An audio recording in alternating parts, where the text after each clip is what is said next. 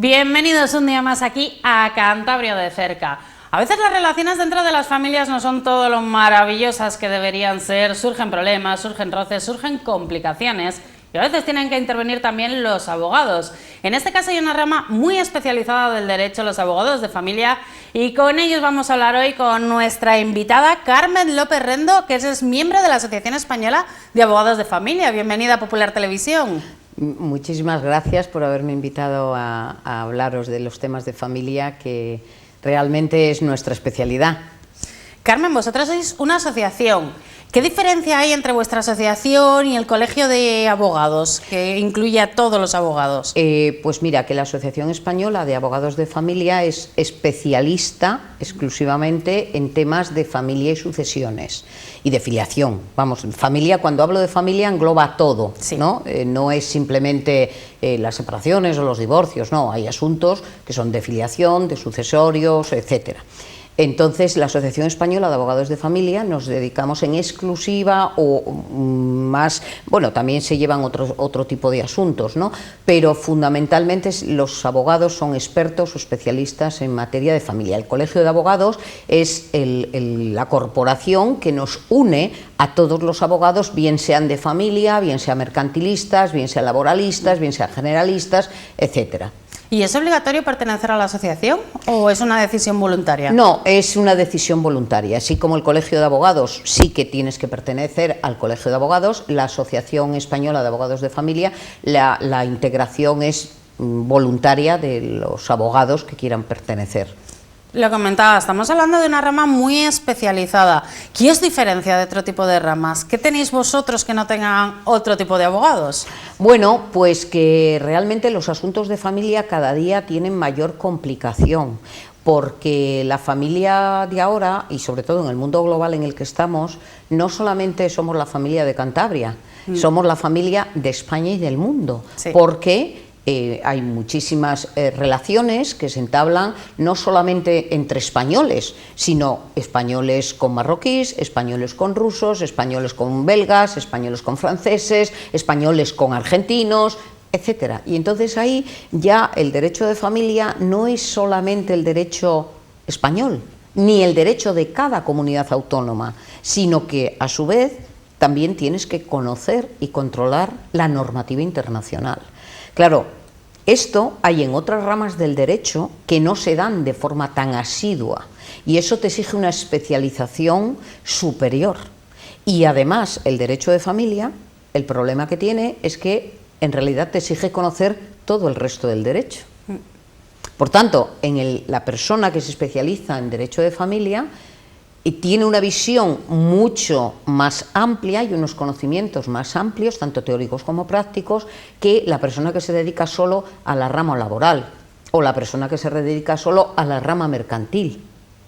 Porque nosotros, las familias, arriendan pisos, ceden pisos, es decir, compran, venden en régimen de gananciales, en régimen de separación de bienes, en régimen de participación.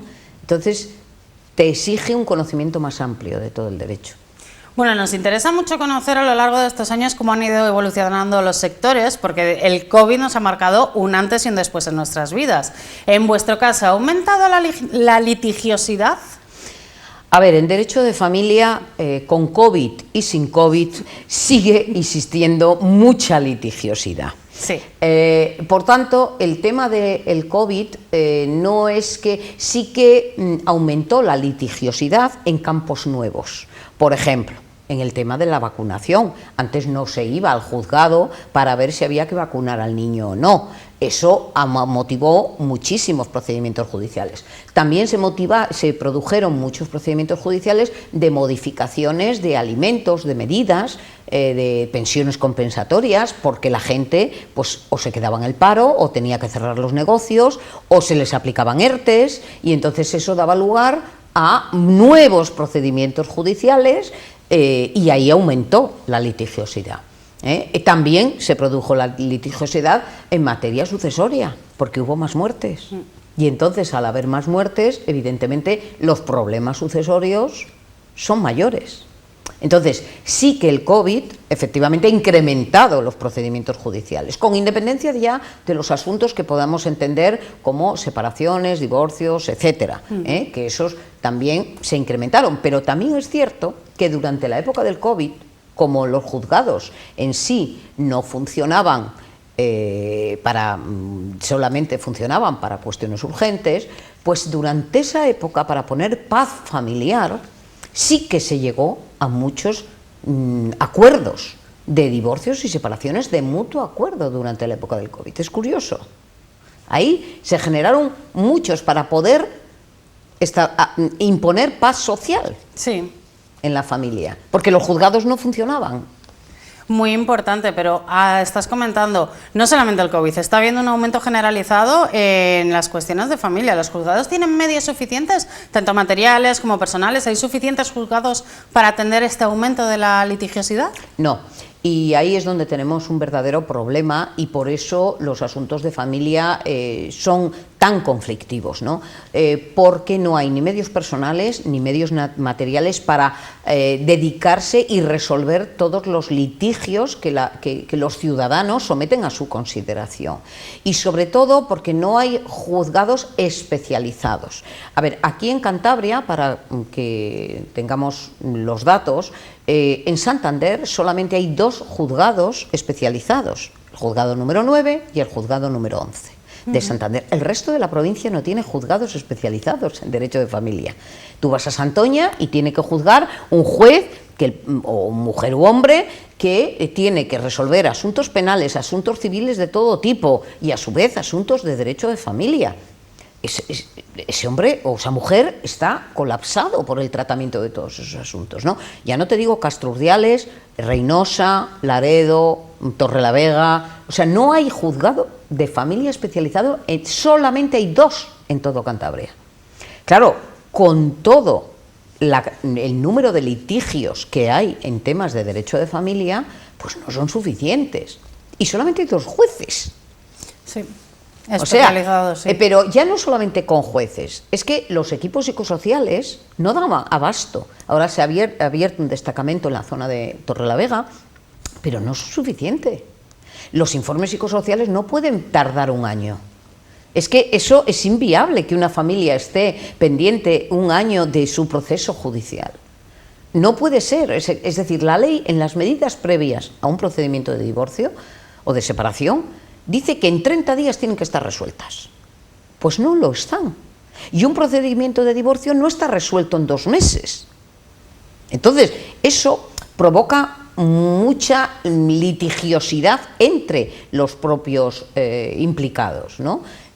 Total, que al final terminamos en el juzgado de violencia de género, porque las cosas se van enquistando hasta que llega un determinado momento en el que desgraciadamente tienen que pasar el asunto al juzgado de violencia de género. Yo creo que realmente si hubiera una jurisdicción especializada en materia de familia, disminuirían mucho los asuntos que están incrementándose también muchísimo en el juzgado de violencia de género, porque claro, cuando hay una violencia de género, el asunto le tiene que resolver el juez de violencia de género. Le quita la competencia, por así decirlo, al juez civil y tiene que resolver el juez de violencia de género esas decisiones, bien sea de vacunas, bien sea de lo que sea, de separación, de divorcio, de medidas, de visitas, de alimentos.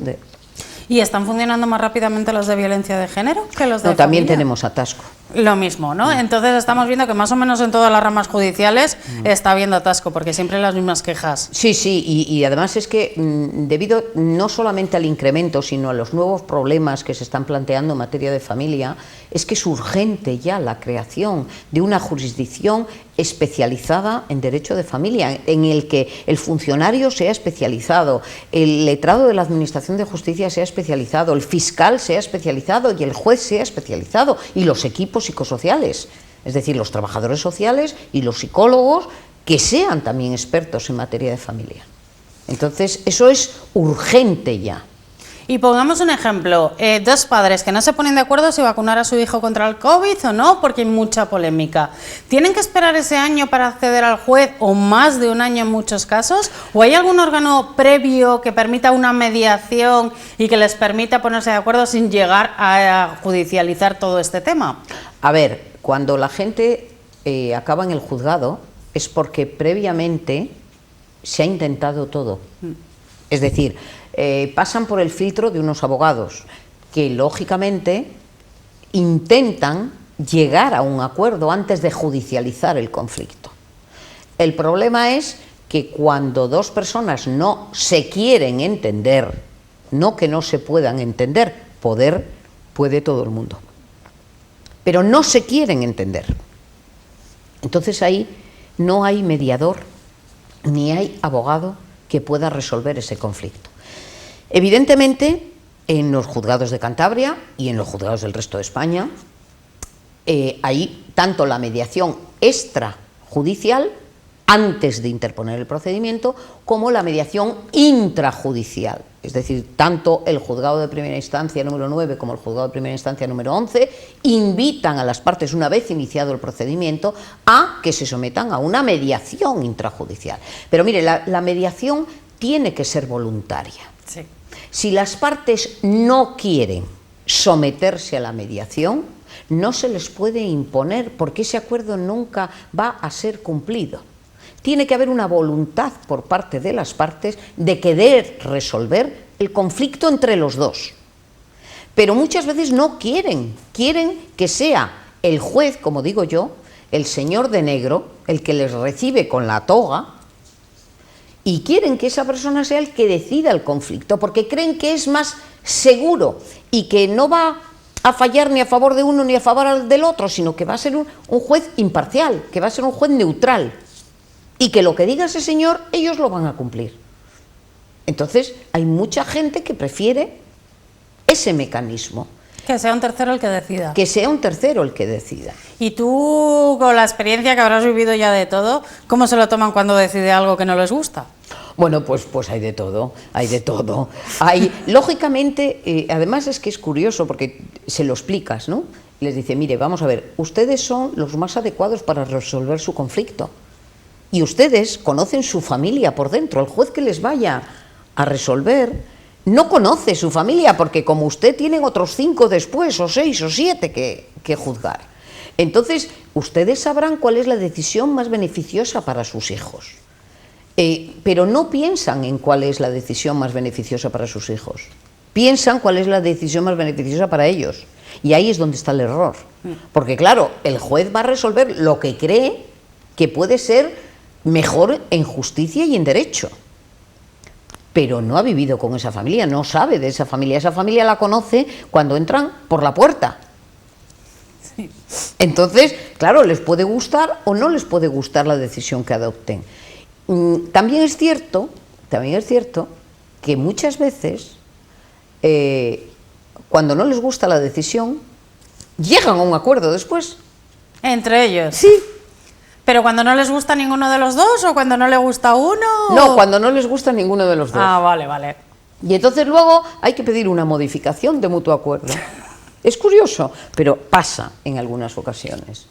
Bueno, estos son algunos casos bastante llamativos, Sí, desde luego. sí, sí. Bueno, ya dejando un poco al margen el COVID, dentro de las familias estamos viendo algunos problemas de convivencia entre padres e hijos. Algunos que se están haciendo bastante importantes y bastante graves. Un caso muy típico es el de estos que se conocen como ninis, los que ni quieren estudiar, ni quieren trabajar. ¿Qué obligación tienen los padres hacia esos hijos, legalmente hablando? A ver, los padres, una de las causas de extinción de la pensión de alimentos es la falta de aplicación en el alimentado. Es decir, que cuando una persona ni estudia ni trabaja, el padre puede solicitar la extinción de esa pensión, porque está previsto así. Esto no es un invento nuevo, esto existió siempre. ¿Pero qué pasaba? Bueno, pues que en otras épocas había un respeto a la autoridad del padre, y el que no quería trabajar o no quería estudiar no se quedaba en casa a comer la sopa boba. Ya. Normalmente cogía el petate y migraba, o muchos de ellos iban a a otra serie de trabajos, pero no. Si se miran las estadísticas, porque estas causas existen desde el Código Civil, desde siempre, de 1889, no es que sean unas causas nuevas que se hayan puesto, ¿no? Pero si se examina la jurisprudencia anterior, se verá que procedimientos judiciales de extinción de pensión en esta materia no había muchos. La extinción de la pensión se está provocando precisamente de unos años a esta parte, podamos decir 8 años, 9 años, 10 años, es un fenómeno que en la última jurisprudencia ha aumentado, y ha aumentado muchísimo, porque la gente se ha creado una cultura de no trabajar, del no esfuerzo. Entonces, ese es el verdadero problema.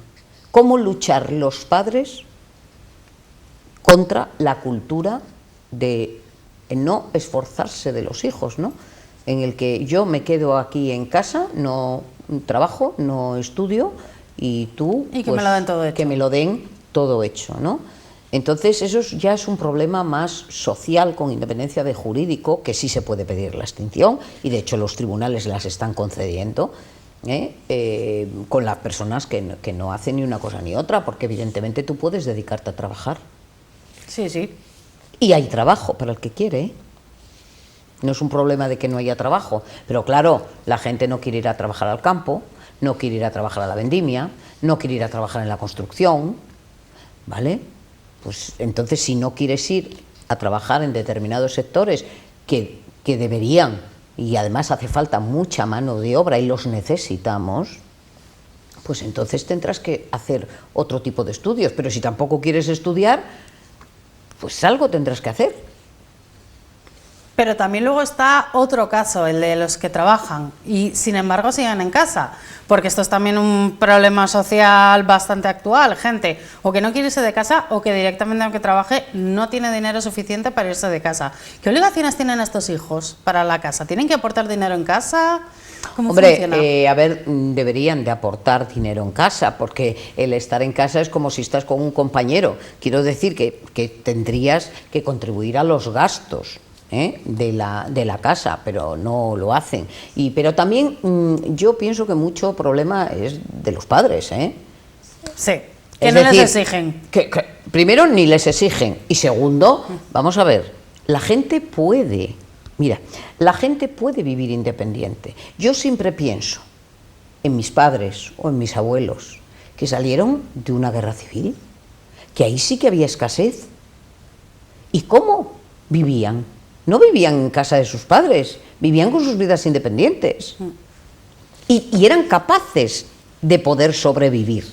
Y tenían más hijos que nosotros. Entonces, yo pienso que aquí hay una cosa que siempre es: querer es poder. Y esa máxima, con el paso de los tiempos, yo cada vez más creo en ella. Ahora, sí que se puede sobrevivir. ¿Con un salario mínimo de 1.000 euros no se puede sobrevivir? Claro que se puede sobrevivir. Ahora, lo que no puedes pretender es que con 1.000 euros te puedas ir de vacaciones, ni a comer todos los días fuera, ni todos los fines de semana, porque nuestros padres no viajaban, porque no tenían dinero para viajar. Pero eso no significaba que no podían vivir. Es decir, hay que adoptar otro tipo de vida acorde con tu circunstancia. ¿Y cuántos padres tenían 2 y 3 trabajos? Sí. Para mantener a la familia. Entonces, quiero decir que ahora mismo yo creo que hay que hacer una reflexión sobre la cultura, los valores que se está transmitiendo a esta sociedad, para que, pues realmente les entren las ganas de trabajar. Porque yo observo mucho, por ejemplo, los que están en el extranjero, ¿no?, que son españoles y han salido de aquí y se han ido, por ejemplo, a trabajar a Bélgica. Madre, ¿cómo trabajan? O Argentina. Ahora hay mucho español que está fuera porque los sueldos son mejores, porque les ofrecen otras posibilidades, por lo que sea. Pues van allí y vaya que sí trabajan. Entonces, ¿por qué no trabajan aquí? Son las mismas personas. Porque allí hay cultura del trabajo y del esfuerzo. Entonces, yo creo que eso es importante que lo tengamos en cuenta. Y ya cuando nos ponemos en el caso extremo de padres e hijos que no se pueden ni ver, ¿es posible, por ejemplo, desheredar a un hijo? Si se dan las justas causas, sí. Sí, ¿Y cuáles son estas justas causas? Hay muchísimas, dependiendo. Hay unas causas que afectan a los hijos, por ejemplo, o a los padres, dependiendo de si es el hijo el que deshereda al padre o el padre quien deshereda al hijo, ¿no?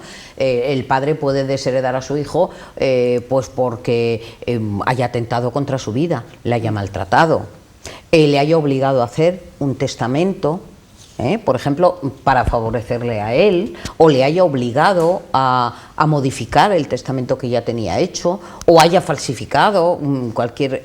Es decir, hay muchísimas circunstancias en las que un padre le haya maltratado pues psicológicamente, ¿no? También, eso es otra causa. Pero aunque no le desherede, también, si la persona está incursa en una de esas, no puede heredar. Pero estamos hablando de casos muy extremos. No se puede dar lo típico que vemos en las películas. Para disciplinarte, te desheredo, no, te amenazo con desheredarte. Eso no se puede hacer. Aquí en España eso está totalmente descartado. Bueno, en España y en muchos países del mundo, no solamente en España. En España y en muchos países del mundo, porque la mayoría de los países del mundo no se puede desheredar. Bueno, bien es cierto que, por ejemplo, en Pamplona, sí que, bueno, tú puedes desheredar, pero vamos, en el resto tienes que hacerlo con justas causas. ¿Y qué hay detrás de esta ley? Porque normalmente, aunque nos parezca abstracto, se hacen con un motivo este tipo de leyes. Sí. ¿Por qué se hizo esto? Bueno, porque los comportamientos, pero esto es antiguo, quiero decir que esto ya en el derecho romano existía. La desheredación, las causas de desheredación aparecieron con Justiniano. O sea, quiero decir que ya el comportamiento del hombre, la desheredación y la indignidad para suceder, realmente está muy unido al comportamiento del hombre. Bueno, en el caso de la indignidad era diferente, porque aunque las causas sean iguales, en el caso de la indignidad, cuando se crea, en el derecho romano se crea por una razón, y era porque así se quedaba el dinero cuando se daban esas circunstancias. Por ejemplo, el que mataba a su padre, sí. ¿Vale? En ese caso, el que mataba a su padre no podía heredar, y entonces la parte de esa persona iba al Estado, se la quedaba al Estado. Entonces ahí no era solo un fenómeno, no tenía un fundamento moral solo, sino también un fundamento recaudatorio. Con el paso del tiempo nosotros no ha sido así, es más que nada un fundamento pues moral, de respeto hacia la figura del causante, del testador, etcétera, ¿no? Entonces eso la sociedad lo tuvo que regular porque se daban esos comportamientos. Entonces, al darse esos comportamientos, pues no se parecía que eran dignos de que le pudiera percibir los bienes hereditarios, ¿no? Ni ser llamado a la herencia. Cuando tú eres indigno con tu padre, o tú no le guardas el respeto debido o cometes este tipo de atentados, pues claro, la sociedad reaccionó. La sociedad de todos los tiempos, la sociedad reaccionó. O sea, si tú matas a tu padre, ¿cómo vas a llevarte la parte de los bienes hereditarios? Cosas que nos parecen de sentido bastante común. Claro, entonces lógicamente hubo que disciplinarlo. Lo mismo que si tú pues matas al cónyuge, tampoco tienes derecho a llevarte nada de él. Solo faltaría que te lo puede. Pero claro, para eso tuvo que reaccionar el Estado y establecer esas causas. O si tú, pues eso, si intentas el hacer como una especie de coacción, ¿no?, hacia la persona, oye, que me lo dejes todo a mí. Sí. ¿Y por qué a mis hermanos no? Pues claro, no son comportamientos pues muy éticos. No, desde luego, y son bastante condenables por la sociedad. Exacto. En cualquier tipo de sociedad. Exacto. También pasa algo parecido con los cónyuges, ¿verdad? Sí. Por estas mismas causas también se les puede quitar de la herencia. Sí, también al cónyuge le puedes, si hay malos tratos, si hay pues eso, violencia de género, evidentemente en todos estos supuestos no ha lugar a que puedan heredar. Con o sin testamento, es decir, porque son lo mismo las causas de desheredación que las causas de indignidad. Aunque sí, tú no hayas otorgado un testamento y no le hayas quitado la cualidad, la ley, por medio de la indignidad, hace que no pueda heredar. O sea, aunque la persona fallecida no haya otorgado testamento. Bueno, son algunos temas muy interesantes que tenemos por delante. De algunos de ellos vais a hablar a partir de este próximo jueves, día 16, si no me equivoco. Jueves y viernes tenéis un congreso aquí en Santander. Sí, tenemos el congreso de la Asociación Española de Abogados de Familia, que organizamos en colaboración con el Colegio de Abogados, y en el que trataremos, una de las conferencias va a ser precisamente esta, ¿no? El tema de las herencias. La de desheredado o indigno, causas y cuáles son los efectos y las diferencias entre uno y otros. Pero también vamos a tratar unos temas muy interesantes que plantean muchísima polémica, que la va a impartir el presidente de la Audiencia Provincial, José Arzuaga, sobre el tema de la vivienda familiar. Es decir, a quién se atribuye la vivienda, qué pasa con los gastos de esa vivienda, qué pasa con la hipoteca de esa vivienda, quién la tiene que pagar, quién no la tiene que pagar, etcétera. Vamos a hablar también de bueno, un supuesto bastante complicado en el tema, pues, de cuando una persona ejerce alguna determinada influencia sobre los hijos que hace que no quieran al otro progenitor, ¿no? También se va a hablar de lo que es el tema, pues, de cuando hay una denuncia simplemente por un acto de violencia de género, pues que ya pues un padre o una madre no puede ni ver a sus hijos, ni estar con sus hijos, ni cuidar a sus hijos. Es decir, se suspenden o todo tipo de regímenes de estancias, de custodias, etcétera. Ese va a ser otro de los temas. Desde luego, temas muy interesantes los que tenéis por delante en este congreso. ¿Es la primera vez que viene a Santander? Hace 8 años. Hace 8 años, ni más ni menos. Hace 8 años, ni más ni menos, que no traíamos el Congreso a Santander. Teníamos previsto haberlo traído justo en el año de la pandemia. Bueno, entonces normal ya que llegue a Santander después de estos 2 años. Sí, además con mucha ilusión y bueno, para que la gente también conozca Santander, porque nosotros tenemos todos los años el Congreso Central, que lo solemos hacer en Madrid, que suelen ir 600 o 700 abogados de toda España.